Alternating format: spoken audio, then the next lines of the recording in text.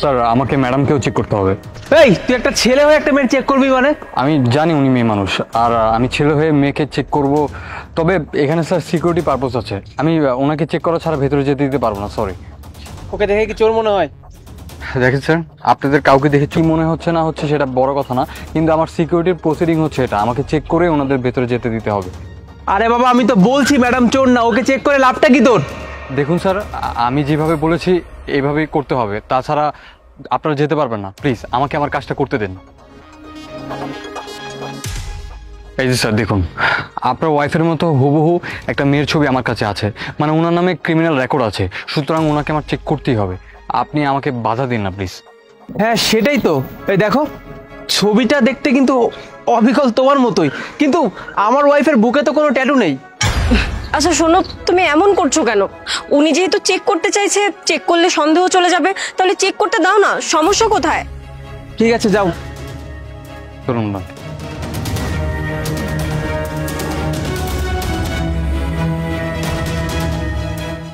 আচ্ছা তুমি কাজ করো, তুমি গাড়ির ভিতরে গিয়ে বসে যাও।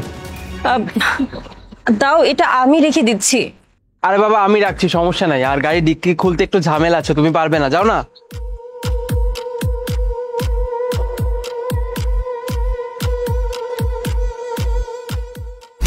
এই তুই কে?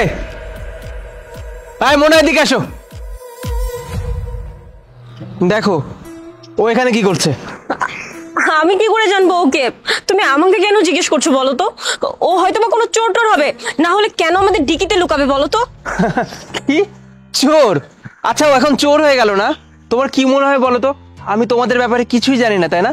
তুমি যে সিকিউরিটি গার্ডকে 500 টাকা দিয়েছিলে, দিয়ে বলেছিলে তোমার বয়ফ্রেন্ডকে যে তুমি ডিক্কির ভিতরে আটকে রেখেছো, ও যেন এসে তোমার বয়ফ্রেন্ডকে ডিক্কির ভিতর থেকে বের করে আর এই ঘটনাগুলো যেন আমার কাছ থেকে হাইড করে, এই কথা তো তুমি বলেছিলে ওকে নাকি?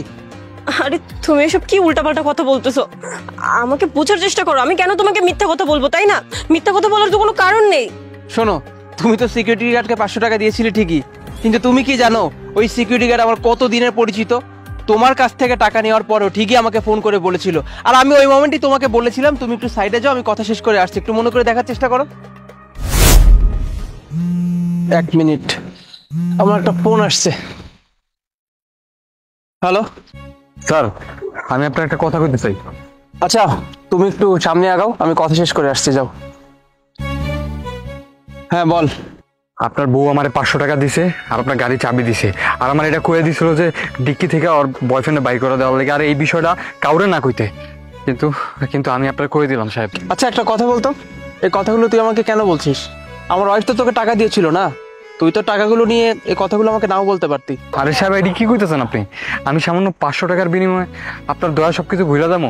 আমি কি ভুলে যাবো যে আপনার দয়ার কারণে আমার বড় ভাই আজকে বিদেশে আছে? আপনি না থাকলে ও জীবনও বিদেশে যেতে পারতো না। আপনি আমারে, আমার বড় ভাইরে কতভাবে সাহায্য করছেন, আমার পরিবার কতভাবে কৃতজ্ঞ আপনার কাছে, আর সামান্য 500 টাকা লেগা আপনার লোক আমি বেইমানি করবো? কখনো না সাহেব, কখনোই না। ও আচ্ছা, মানে আমি যে হোসেনকে সাহায্য করেছিলাম তুই সে হোসেনের ভাই না? যাক শুনে ভালো লাগলো। আচ্ছা তুই কোনো চিন্তা করিস না, তোর জন্য আমি উপহার রেডি রাখছি, কেমন? এখন আগে গিয়ে আমি মোনাকে একটা শিক্ষা দিয়ে আসি, রাখ।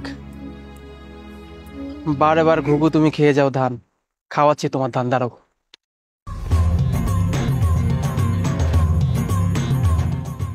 আরে আমার হাজবেন্ড ওখানে দাঁড়িয়ে আছে, এই ও তো এড়িয়ে আসছে, তাড়াতাড়ি নামো, নেমে ডিকিতে লুকিয়ে পড়ো, যাও।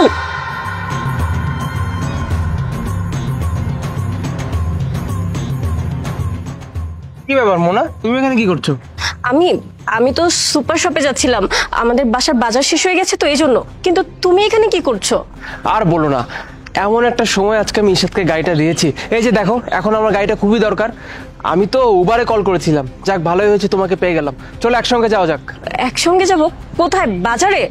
আরে না না, বাজারে এখন তোমার যেতে হবে না, তুমি তো অফিস থেকে বাসায় যাচ্ছিলে তাই না? তুমি একটা কাজ করো, বাসায় চলে যাও আর একটু আরাম করো, আরাম করো আর চিন্তা করো যে তুমি এখন ব্যবসায় লস খাচ্ছ কেন, তোমার ব্যবসায় আরো মনোযোগী হওয়া উচিত।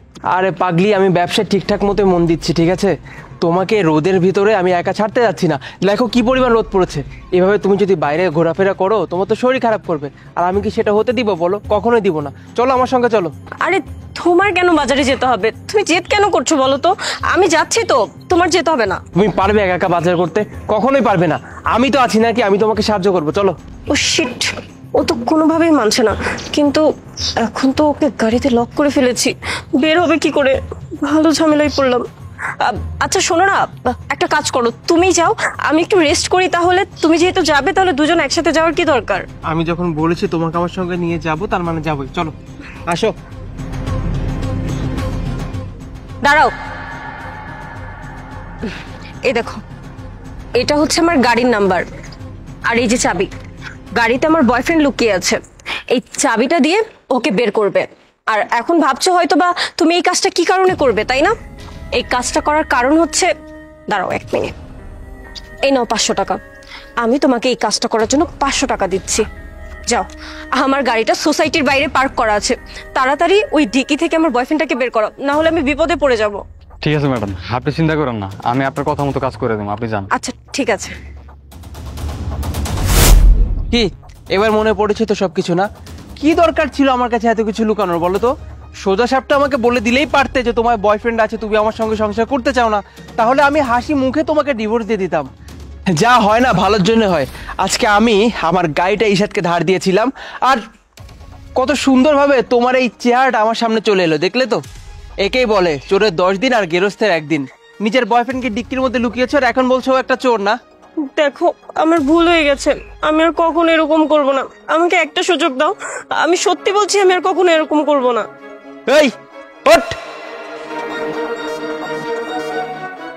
কি বলছিলে তুমি? ক্ষমা? এই শোনো, ক্ষমা তাকেই করা যায় যার মধ্যে না মূল্যবোধ বলতে কিছু একটা থাকে। তোমার মধ্যে তো মূল্যবোধই নেই। আমি যদি তোমাকে ক্ষমা করে দিই না, তুমি সেম ভুল সেকেন্ডে আবার রিপিট করবে, যেটা আমি কখনোই হতে দেবো না। আর তোমার মতো দুশ্চরিত্র মেয়ের সঙ্গে তো আর যাই হোক আমি সংসার করতে পারবো না। যে ঘটনা আমি দেখলাম, এরপরে আমার পক্ষে সম্ভব না তোমার সঙ্গে সংসার করা, তাই আমি তোমাকে ক্ষমা করতে পারছি না, সরি। আর ডিভোর্স লেটার সেটা খুব জলদি পেয়ে যাবে।